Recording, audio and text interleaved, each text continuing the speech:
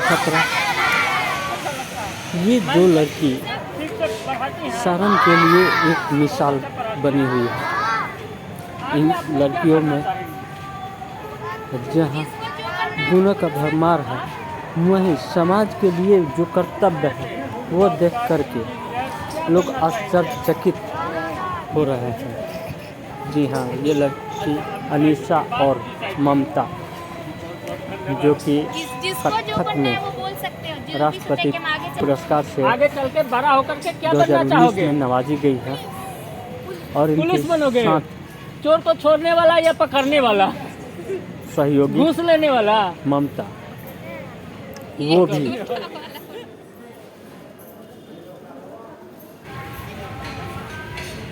Karate की champion रह चुकी है और वो भी राष्ट्रपति से पुरस्कृत। और ये दोनों लड़कियां अपने घर के पास 100 से ज़्यादा बच्चों को आज 5.5 सालों से निःशुल्क शिक्षा दे रही हैं।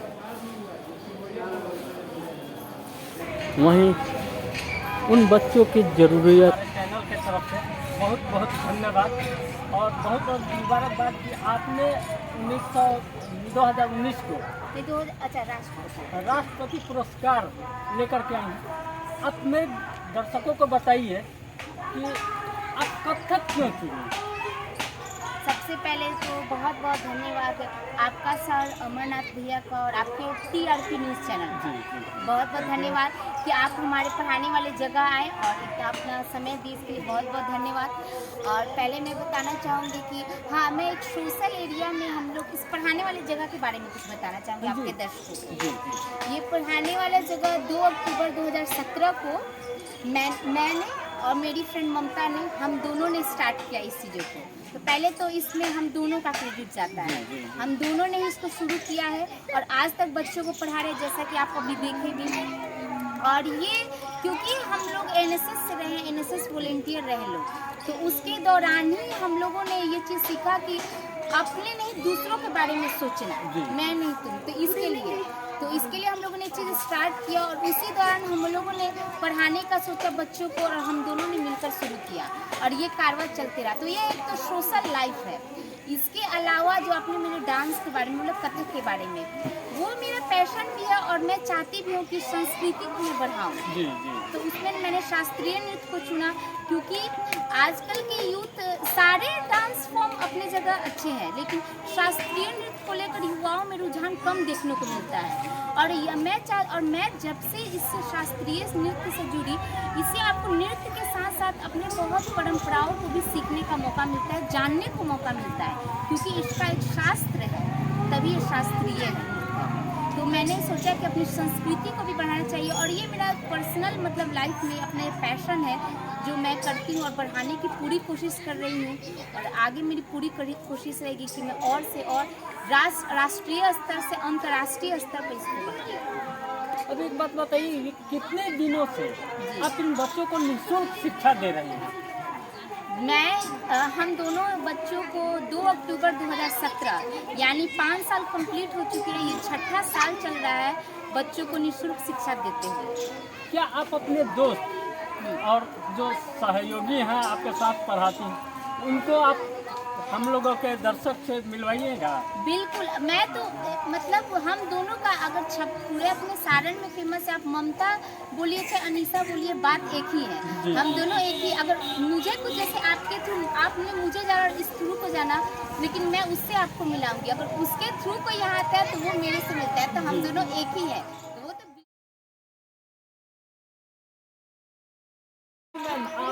अभी मैं मैडम से बात कर रहा था तो वो बोली कि हम 2 दोस्त शुरू से ही यहाँ निःशुल्क शिक्षा देने का काम शुरू किया। क्या आप लोगों को क्या ऐसा दिखा जो कि आप निःशुल्क शिक्षा इस बच्चों को देना शुरू कर दिए? जब पहले मैं नमस्ते करना चाहूँगी आपको, और आप हमारे स्थान को चुने इसके लिए बहुत बहुत धन्यवाद, क्योंकि आपके द्वारा इन बच्चों को भी सारा सब कोई जानता ही है। लोग जब कोई बोलता है कि कुछ पढ़ाने के बच्चे हैं तो लोग हमेशा कहते हैं ये ममता हमेशा ही पढ़ाती है, उनका पहचान कुछ ऐसा है।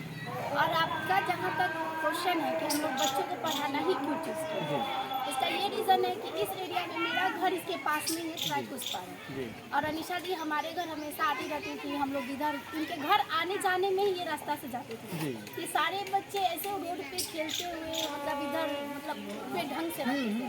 हम लोग देखते थे और सोचते थे इनका फ्यूचर क्या है। और हम लोग जब जैसे अनिशा जी ने बताया कि हम लोग एनएसएस से हैं, एनएसएस से मुझे भी राष्ट्रपति अवार्ड मिल चुका है। तो इसके बाद क्या हुआ कि हम लोगों ने देखा तो अनिशा जी मेरे से बोली कि इन लोग का फ्यूचर तो हम लोग की एनएसएस का मोटो ही है नॉट मी बट है। तो हम लोगों को अपने एरिया के लिए कुछ करना चाहिए। आखिर ये हमारा रास्ता है जाते आते हैं। तो हम लोगों ने बोला कि ठीक है। अनिशा जी ने बोला कि हम लोग इन्हें रोज शाम को पढ़ाएंगे।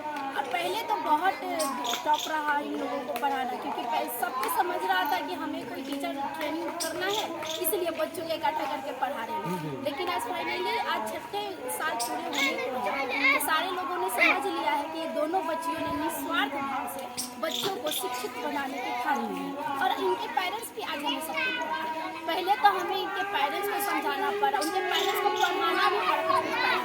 जिनको पढ़ने सिग्नेचर करने नहीं आते तो उनके पढ़ाना भी पड़ा। पढ़ाई ये बताना पड़ा कि आप अपने बच्चों के प्रति आप जिम्मेदार बनेंगे, अपने बच्चों में अपना सपना पूरा करने की शक्ति रखें कि हाँ आज बच्चा हमारा पढ़ेगा तो हमारे लिए खड़ा रहेगा और हमारे लिए कुछ ना कुछ करेगा।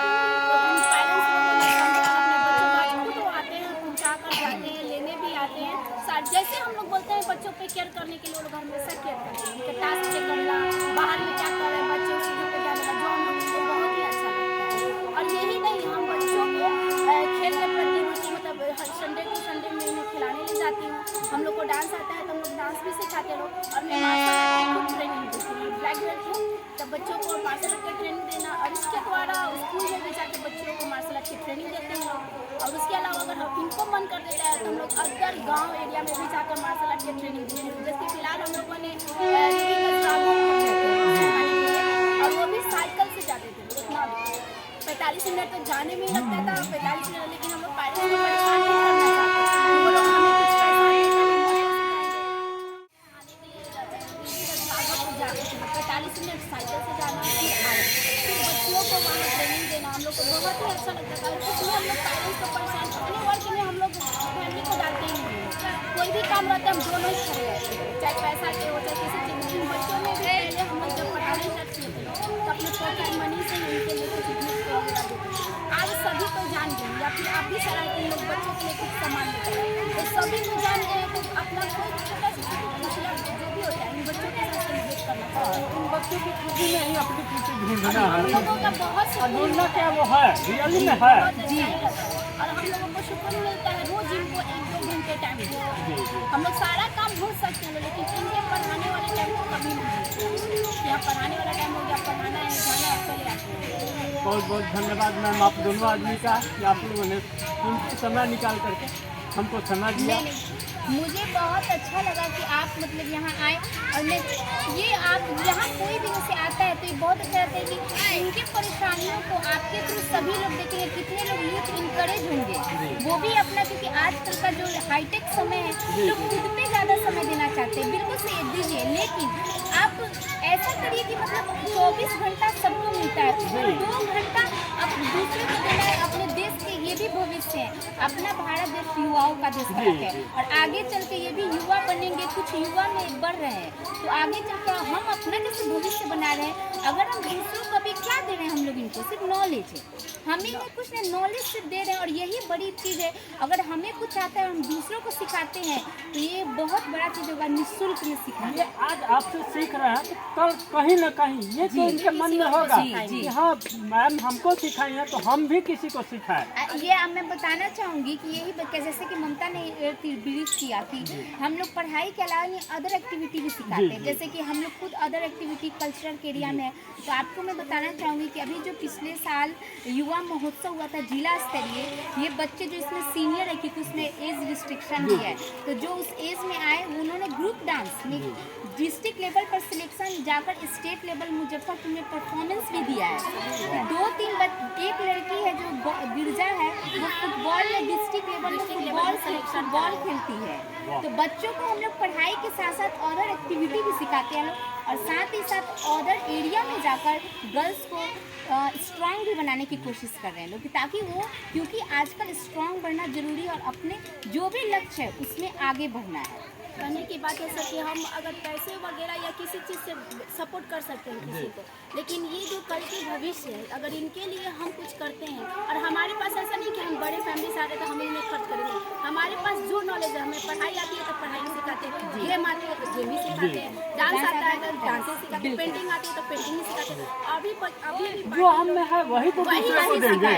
क्योंकि हम इतने बड़े नहीं कि हम पैसे से चली सारी चीज़ों से हम इन लोगों की पूर्ति कर पाते। अभी हमारी जानकारी में बहुत ऐसे लोग हैं जो बच्चों से मिलना चाहते हैं कि एक भैया ने बोला था गिटार सिखाने को, और एक अशोक सर है वो हमेशा पेंटिंग के लिए, उनके पास जब भी टाइम मिलेगा जरूर आएंगे और बच्चों को पेंटिंग पे जोड़ दें। जो हम लोगों को इस एरिया से जो सपोर्ट मिलता है कुछ लोगों को, जो हमें बहुत ही अच्छा लगता है और हमें आगे बढ़ने का और वो मतलब वो एनर्जी देते हैं कि हम आगे बढ़ते रहे इसी तरीके से, जो हमें बहुत ही अच्छा लगता है। और ये सबसे इन लोगों का जो सपोर्ट है ही, और उन लोगों में आप लोग मीडिया वाले लोग ये कहते ज़्यादा हैं आप लोग मीडिया लोग का ज़्यादा सपोर्ट है, क्योंकि एक आपने दिखाएंगे अपने न्यूज़ चैनल पे तो वो लोग तभी हम लोग से अटैच हो पाते हैं सोशल मीडिया के कारण। इससे ये होता है कि वो एक लड़की होकर के ये कर रही है तो हम लड़के या और कोई लड़की ये सोचेगी कि हम भी करें, इससे दूसरे के मन में कुछ करने की भावना आती है। जी, तो बिल्कुल ये मैं ही, और लास्ट में मैं एक बात जरूर बोलना चाहूँगी